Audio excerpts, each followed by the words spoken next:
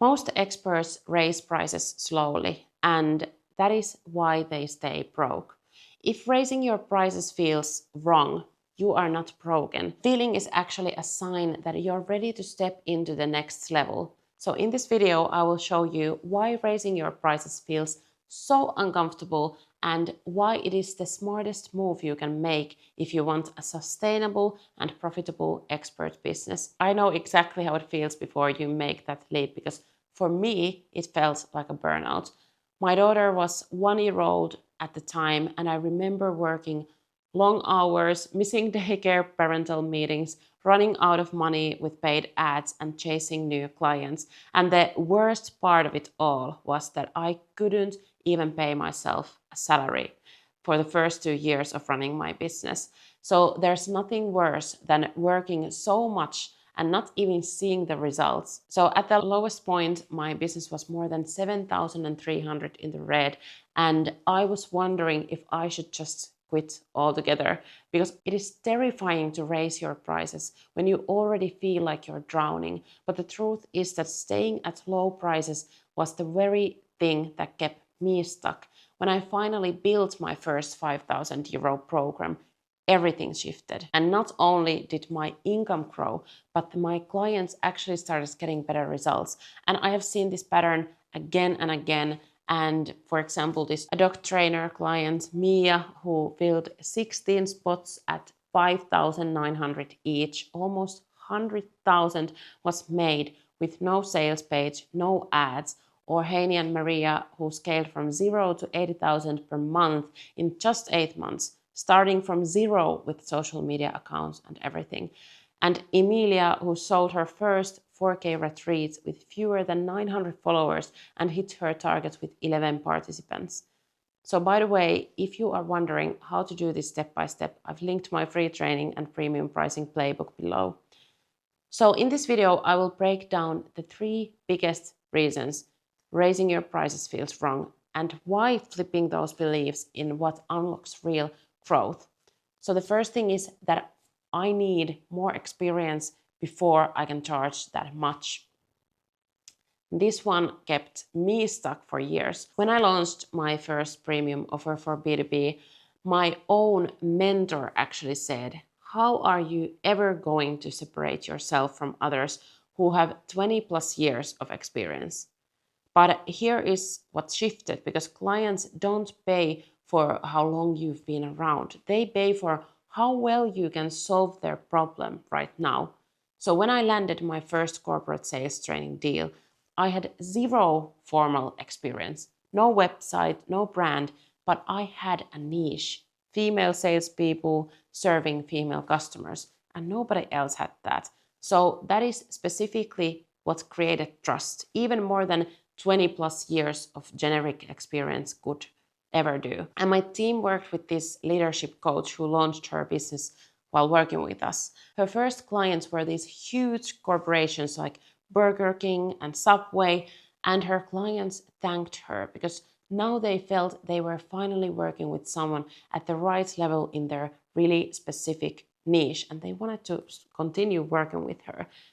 Most experts think that you need referrals before getting clients like that. Our client Marianne just proved that it's all about giving the client what they want. So the takeaway here is that you don't gain experience first and then raise prices.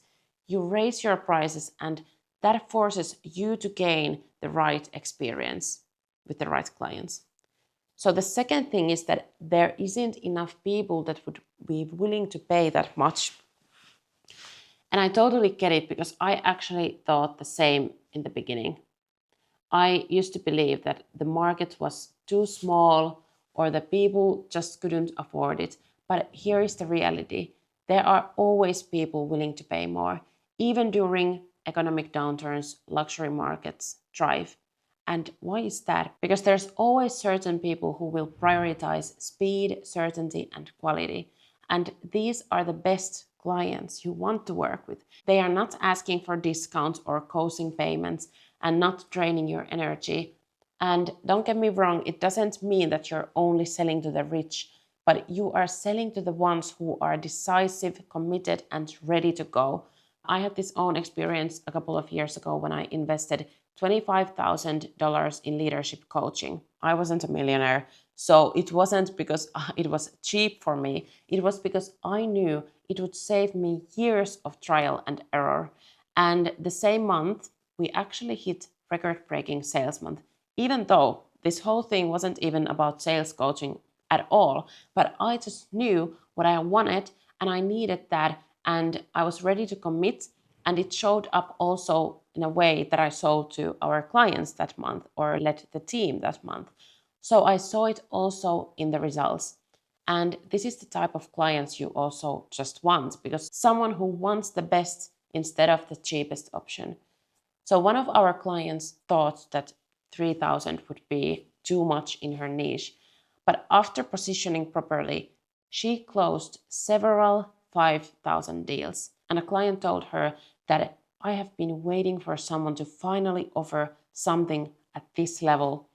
So the takeaway here is that it's not that people won't pay, it's that you haven't yet positioned yourself as the obvious premium choice. So the third thing is that charging more is greedy or unethical. That is the most common belief that I had too. I was worried that people would ask, who does she think she is, or how dare she charge that much? But here's the truth, premium pricing is actually more ethical. When I sold €200 courses, clients often didn't even finish them. They weren't committed. They didn't transform or get to the end result. But when I sold €5,000 programs, people showed up differently. They took it seriously and they got results, which then led to me getting better testimonials and more of these high-value clients. So premium clients don't pay for information, they pay for the transformation.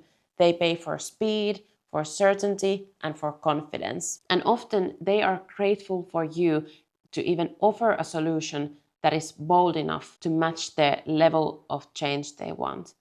So thanks to premium pricing, our client, a keto coach, Sari, was able to leave her job and gradually grow a team, and now frees her time from sales calls and some of the client delivery with her team. So in this way, she's now helping actually more people and her clients get better results, and she's employing more people. So how is that unethical? And the takeaway here is that charging more isn't greedy. It's what creates commitment, transformation, and better results for both you and your clients.